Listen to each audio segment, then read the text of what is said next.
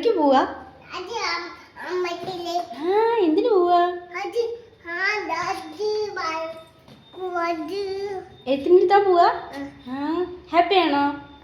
പോവാ നമുക്ക്. Okay. Welcome back my YouTube channel. എല്ലാവർക്കും പുതിയൊരു വീഡിയോയിലോട്ട് സ്വാഗതം. ഇവക്കുട്ടി പറഞ്ഞതുപോലെ ഇന്നൊരു സ്പെഷ്യൽ ഡേ ആണ് കേട്ടോ. ഇവക്കുട്ടിക്കും ഞങ്ങൾക്കും വേറെ ഒന്നുമല്ല, നമ്മുടെ ഇവക്കുട്ടീനെ എഴുത്തിനിരുത്താൻ പോവുകയാണ്. അത് നമ്മൾ മൂകാംബികയിലോട്ടാണ് കേട്ടോ പോകുന്നത്.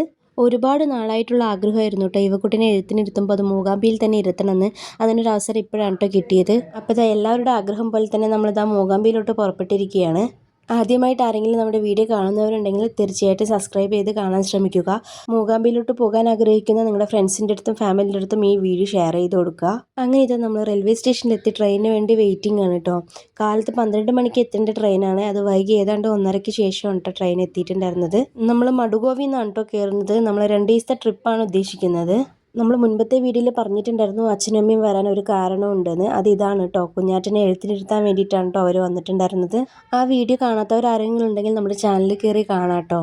കറക്റ്റ് നമ്മൾ 1 വർഷം മുൻപ് മൂകാംബിയിലോട്ട് പോയിട്ടുണ്ടായിരുന്നു. അപ്പോഴേ നമ്മൾ അന്വേഷിച്ച് വെച്ച കാര്യമായിരുന്നു എഴുത്തിനിരുത്തണമെന്ന്. അന്ന് ചോദിച്ച സമയത്ത് 2.5 വയസ്സ് കഴിയാതെ എഴുത്തിനിരുത്താൻ പറ്റില്ല എന്നായിരുന്നു. അപ്പോൾ ഇവക്കുട്ടിക്ക് ഇപ്പോൾ ഏതാണ്ട് 2.5 വയസ്സ് കഴിഞ്ഞിട്ടുണ്ട്. 1.5 മണിക്കൂർ ലേറ്റ് ആയതിനു ശേഷം നമ്മുടെ ട്രെയിനിൽ വന്ന് ട്രെയിനിൽ കയറിയിട്ടുണ്ട്. കയറിയ പാട് തന്നെ ചെറിയ കുറുമ്പ് കാണിച്ചപ്പോൾ ഞാനൊന്ന് ചീത്ത പറഞ്ഞതിൻ്റെ കരച്ചിലാണ് കേട്ടോ ഇപ്പോൾ കണ്ടുകൊണ്ടിരിക്കുന്നത്. ഇവക്കുട്ടിക്ക് കരയാൻ പ്രത്യേകിച്ച് കാരണമൊന്നും വേണ്ട കേട്ടോ. എന്തെങ്കിലുമൊക്കെ കാര്യങ്ങൾ ഉണ്ടാക്കിയിട്ട് കരയാൻ ശ്രമിക്കുവോളെ. കരഞ്ഞു കഴിഞ്ഞതിൻ്റെ വിത്ത് സെക്കൻഡ് തന്നെ ആൾ കളിക്കാനും തുടങ്ങും. അവൾക്കേ അറിയില്ല എന്തിനായിരുന്നു കരഞ്ഞിട്ടുണ്ടാവുകയെന്ന്. ട്രെയിനിൽ യാത്ര ചെയ്യുന്ന സമയത്ത് ഈ പിള്ളേരെ അടക്കിയിരുത്താനാണ് കേട്ടോ ബുദ്ധിമുട്ട്. അത് കാരണം കുഞ്ഞാറ്റിനെ അടക്കിയിരുത്താൻ വേണ്ടി കുറച്ച് ചോക്ലേറ്റ്സ് ഒക്കെ കയ്യിൽ വെച്ചിട്ടുണ്ടായിരുന്നു. കൂടെ എൻ്റെയും ചേട്ടൻ്റെയും പാരൻസ് ഉള്ളത് കാരണം യുവക്കുട്ടിനെ നോക്കാൻ അത്ര വലിയ ടാസ്ക് ആയിട്ടൊന്നും തോന്നിയിട്ടുണ്ടായിരുന്നില്ല.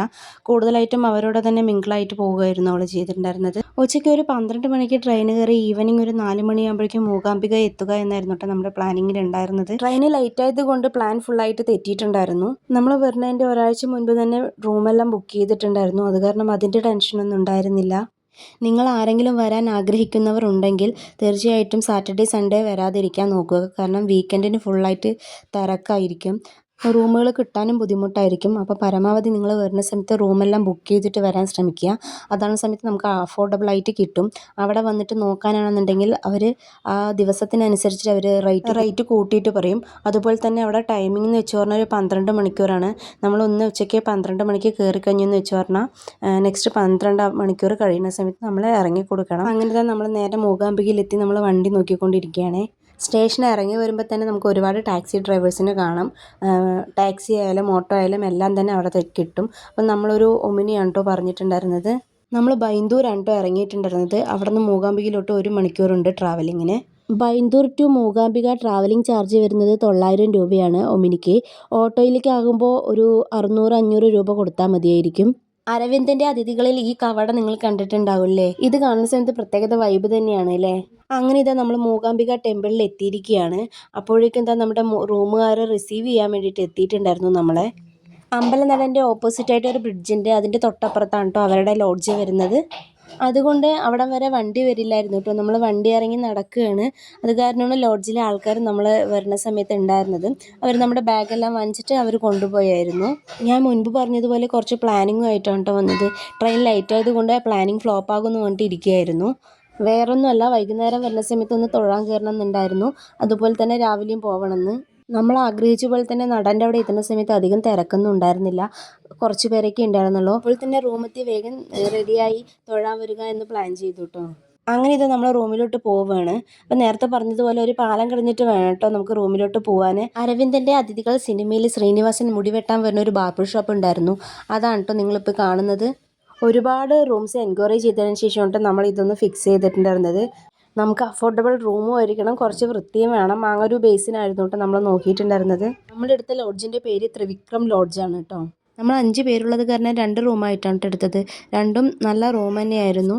നമ്മൾ 2 ആഴ്ചയ്ക്ക് മുൻപ് വിളിച്ചിട്ട് ഇവരുടെ അടുത്ത് എൻക്വയറി ചെയ്തിട്ടുണ്ടായിരുന്നു കേട്ടോ. അപ്പം തന്നെ ബുക്ക് ചെയ്ത് വെച്ചായിരുന്നു ഈ റൂം. നല്ല തിരക്കുള്ള ദിവസങ്ങളിലായിരുന്നു കേട്ടോ നമ്മൾ പോയിട്ടുണ്ടായിരുന്നത്. അത് കാരണം റൂംസ് എല്ലാം ഫില്ലിംഗ് ആയിരുന്നു. നമുക്ക് കിട്ടിയത് ഫസ്റ്റ് ഫ്ലോറും സെക്കൻഡ് ഫ്ലോറിലായിട്ട് ഓരോ റൂമുകളായിരുന്നു. അത് ഓക്കെ അല്ലാത്തത് കൊണ്ട് നമുക്ക് അടുത്തടുത്ത് വല്ല റൂം ഉണ്ടോ എന്ന് നമ്മൾ അന്വേഷിച്ചിട്ടുണ്ടായിരുന്നു. അപ്പോൾ നമ്മൾ ഒരുപാട് നാൾ മുൻപ് ബുക്ക് ചെയ്തത് കൊണ്ട് അവർ AC റൂം നമുക്ക് നോൺ AC ആക്കി തരുമായിരുന്നു കേട്ടോ ചെയ്തിട്ടുണ്ടായിരുന്നത്. നല്ല സർവീസ് തന്നെയായിരുന്നു കേട്ടോ അവരുടേത്. അതുമാത്രമല്ല നമ്മളോടുള്ള പെരുമാറ്റവും നല്ലതായിരുന്നു. റൂമും ഹോട്ടലും എല്ലാം നല്ലതായിരുന്നു കേട്ടോ. നമ്മളെടുത്തത് നോൺ AC റൂമായിരുന്നു കേട്ടോ. അപ്പോൾ ഒരു റൂമിന് 1000 രൂപയായിരുന്നു കേട്ടോ ചാർജ്. നമ്മളെടുത്ത റൂമിന് അത് നല്ല അഫോർഡബിൾ തന്നെയാണ്. അപ്പോൾ 2 റൂമായതുകൊണ്ട് നമുക്ക് 2000 രൂപയായിരുന്നു കേട്ടോ ചാർജ് വന്നത്. അപ്പോൾ ഈ വീഡിയോ കാണുന്ന ആരെങ്കിലും മൂകാംബികയിലോട്ട് വരണം എന്ന് ആഗ്രഹിക്കുന്നവരുണ്ടെങ്കിൽ തീർച്ചയായിട്ടും അന്വേഷിക്കാവുന്ന ഒരു ലോഡ്ജ് തന്നെയാണ് ത്രിവിക്രം ലോഡ്ജ്. വരുന്നവർ മുൻകൂട്ടി ബുക്ക് ചെയ്ത് വരാൻ ശ്രമിക്കുക. വർക്കിംഗ് ഡേയ്സിൽ വരാൻ ശ്രമിക്കുക. പ്രത്യേകിച്ച് സാറ്റർഡേ സൺഡേ വരാതിരിക്കുക കേട്ടോ. അങ്ങനത്തെ നമ്മൾ ലിഫ്റ്റിൽ കയറി ഫസ്റ്റ് ഫ്ലോറിൽ എത്തിയിരിക്കുകയാണ് കേട്ടോ. നമ്മുടെ റൂം ഫസ്റ്റ് ഫ്ലോറിലാണ്. രണ്ടും തൊട്ടടുത്ത് തന്നെയാണ് തന്നിരിക്കുന്നുണ്ടായിരുന്നത്.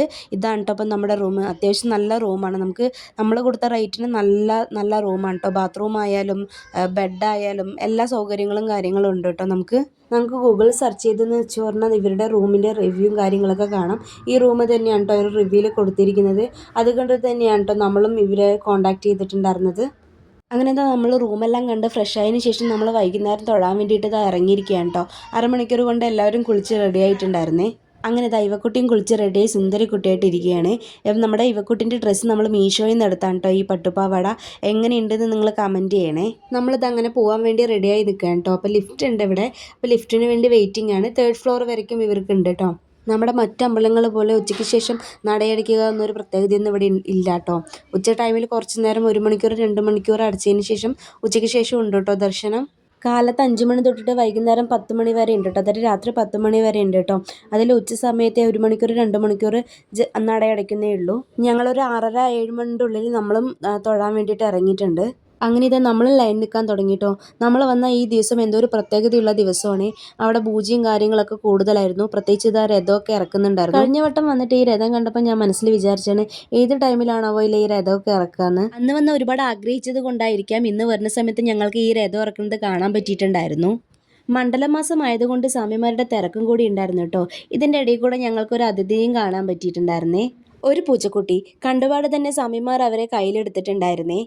ബാക്കിൽ നിൽക്കുന്ന ഇവക്കുട്ടിക്ക് കാണാൻ വേണ്ടിയിട്ട് പൂച്ചക്കുട്ടീനെ വേഗം കാണിച്ചു കൊടുത്തിട്ടുണ്ടായിരുന്നു. അവൾക്കാണെങ്കിൽ ഈ പൂച്ചക്കുട്ടികളും പട്ടിക്കുട്ടികളും ഭയങ്കര ഇഷ്ടമാണ്. പൂച്ചക്കുട്ടീനെല്ലാം കണ്ടുകൊണ്ട് നിൽക്കുമ്പോഴേക്കും ദേവിൻ്റെ പ്രതിഷ്ഠ എടുത്തിട്ട് വലം വെക്കുന്നു. എന്നും ഉള്ളതാണോ എന്നറിയില്ല. നമ്മൾ പോയ ദിവസം ഉണ്ടായിരുന്നു കേട്ടോ ഇത്. എന്തായാലും കണ്ടപ്പോൾ ഒരു പോസിറ്റീവ് വൈബ് തന്നെ ഞങ്ങൾക്ക് ഉണ്ടായിട്ടോ എല്ലാവർക്കും. എൻ്റെ പാരൻസ് ആയാലും ചേട്ടൻ്റെ പാരൻസ് ആയാലും ആദ്യമായിട്ടാണ് അവർ മൂകാംബിയിൽ വരുന്നത്. വരുമ്പോൾ തന്നെ ഇതെല്ലാം കണ്ടപ്പോൾ അവർക്കും ഒരുപാട് ഇഷ്ടമായി. ഇങ്ങനെ ഒരു 3 പ്രാവശ്യം ചുറ്റി വന്നിട്ടുണ്ടായിരുന്നു കേട്ടോ. സാധാരണ ഫസ്റ്റ് കണ്ട പോലെ ഒരു പ്രാവശ്യം, പിന്നെ ഈ പല്ലക്കിൽ, പിന്നെ രഥത്തിൽ, അങ്ങനെ 3 പ്രാവശ്യം ചുറ്റിയിട്ടുണ്ടായിരുന്നു ഇവർ. അന്ന് വല്ല വിശേഷ ദിവസമാണോ അതോ ഡെയിലി ഇതുണ്ടോയെന്നും നമുക്കറിയില്ല. എന്തായാലും കാണാൻ പറ്റിയതിൽ സന്തോഷം മാത്രമേ ഉണ്ടായിരുന്നുള്ളൂ കേട്ടോ നമുക്ക്. അങ്ങനെ വലം വെക്കുന്നത് കാരണം നട അടച്ചിട്ടിരിക്കുകയായിരുന്നു. ഉള്ളിലോട്ടുള്ള പ്രവേശനം ഉണ്ടായിരുന്നില്ല.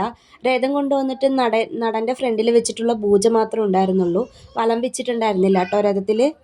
വലം വെക്കൽ കഴിഞ്ഞതിന് ശേഷം നട തുറക്കുകയും ചെയ്തു. ഉള്ളിലോട്ട് പ്രവേശനം സ്റ്റാർട്ട് ചെയ്തും ചെയ്തിട്ടുണ്ടായിരുന്നു കേട്ടോ. നമുക്ക് തിരക്കില്ലാതെ തന്നെ പെട്ടെന്ന് കാണാൻ പറ്റിയിട്ടുണ്ടായിരുന്നു. കണ്ട് തൊഴുതി ഇറങ്ങി വരുമ്പോഴേക്കും രഥം കൊണ്ട് തിരിച്ച് അതേ സ്ഥലത്ത് കൊണ്ട് തന്നെ വെക്കുന്ന കാഴ്ചയാണ് കേട്ടോ നമ്മൾ കണ്ടിട്ടുണ്ടായിരുന്നത്. അങ്ങനെ അതും കൊണ്ട് നിൽക്കുമ്പോഴായിരുന്നു കേട്ടോ നമ്മുടെ കൂടെ തൊഴുതിറങ്ങിയവരെല്ലാം ഒരു ഭാഗത്തേക്കായിട്ട് പോകുന്നത്. അവരുടെ കൂടെ പോയി നോക്കിയതാ. അപ്പോഴാണ് മനസ്സിലായത് അന്നദാനം കൊടുക്കുന്നുണ്ടെന്ന്. കഴിഞ്ഞ പ്രാവശ്യം വന്നപ്പോൾ ഉച്ചയ്ക്ക് അന്നദാനം ഉണ്ടായിരുന്നു. അത് നമ്മൾ കഴിച്ചിട്ടുണ്ടായിരുന്നു. വൈകുന്നേരത്തുള്ള അന്നദാനം ഉണ്ടായിരുന്നു നമ്മൾക്ക് അറിയണ്ടായിരുന്നില്ല കേട്ടോ. അപ്പോൾ കൂടെയുള്ളവർ പോണത് കണ്ടിട്ട് നമ്മളും കൂടെ പോയപ്പോൾ നമ്മൾക്കും അന്നദാനം കിട്ടിയിട്ടുണ്ടായിരുന്നു കേട്ടോ. അപ്പം നിങ്ങളും വരുന്നവർ ശ്രദ്ധിക്കുക. ഉച്ചയ്ക്കിലും വൈകുന്നേരത്തും അവിടെ മൂകാംബിയിൽ അന്നദാനം കൊടുക്കുന്നതാണ്.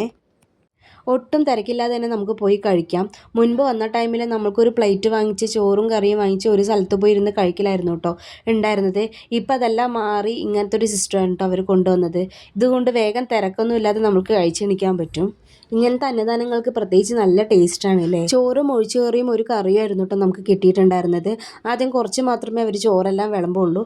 2ാം പ്രാവശ്യം വരും കേട്ടോ ചോറും കറിയെല്ലാം. ആവശ്യത്തിനനുസരിച്ച് നമുക്ക് കഴിക്കാം. ഇവക്കൂട്ടി കൂടിയുള്ളത് കൊണ്ട് ഫുഡ് കഴിക്കുക എന്നുള്ളതൊരു ടാസ്ക് തന്നെയായിരുന്നു കേട്ടോ എനിക്ക്. അവളുടെ മൂഡ് ശരിയില്ലാത്തത് കൊണ്ട് കുറച്ച് ദേഷ്യം വാശിയൊക്കെ ഉണ്ടായിരുന്നേ. അവളാണെങ്കിൽ വേറെ ആരുടെ കയ്യിലും പോകുന്നും ഉണ്ടായിരുന്നില്ല. അവളെ വെച്ച് ഭക്ഷണം കഴിക്കുന്നൊരു ടാസ്ക് തന്നെയായിരുന്നു കേട്ടോ എനിക്ക്. അങ്ങനെ പ്രസാദം കഴിച്ച് വയറും നിറഞ്ഞു മനസ്സും നിറഞ്ഞു. കൈ കഴുകി വരുന്ന സമയത്തുള്ള കാഴ്ചയായിരുന്നു കേട്ടോ. അവിടെ പൈക്കിടങ്ങൾ ഉണ്ടായിരുന്നു കേട്ടോ. സത്യം പറഞ്ഞാൽ 2 പശുക്കുട്ടികൾ മാത്രമേ ഉണ്ടായിരുന്നുള്ളൂ. ബാക്കിയെല്ലാം വലിയ പശുവായിരുന്നേ. അവർക്ക് ഹൈറ്റ് ഇത്ര മാത്രമേ വരുള്ളൂ. കണ്ടാൽ ശരിക്കും പശുക്കുട്ടികളെ പോലെ തന്നെ ഉണ്ടാവും. അങ്ങനെ അവരെയും കണ്ട് കുറച്ച് തൊട്ടതിന് ശേഷം നമ്മളിതാ നേരെ റൂമിലോട്ട് പോയി. റൂമിലെത്തി ഡ്രസ്സ് ചേഞ്ച് ചെയ്തതിന് ശേഷം നമ്മളിതാ കിടക്കാനുള്ള തയ്യാറെടുപ്പാണ്. അപ്പോൾ റൂമിലെ വൈബാണ് കേട്ടോ നിങ്ങൾ കണ്ടുകൊണ്ടിരിക്കുന്നത്. നല്ല രസമുണ്ട് ലൈറ്റും കാര്യങ്ങളൊക്കെ കൊണ്ട്. അപ്പോൾ നെക്സ്റ്റ് വീഡിയോ പാർട്ട് 2 നമ്മൾക്ക് കാണാം. എല്ലാം കൂടി ഒറ്റയടിക്ക് പറഞ്ഞാൽ നിങ്ങൾക്ക് ബോറായിരിക്കും. അപ്പോൾ നെക്സ്റ്റ് വീഡിയോയുമായി വരുന്നത് വരയ്ക്കും. ബായ്.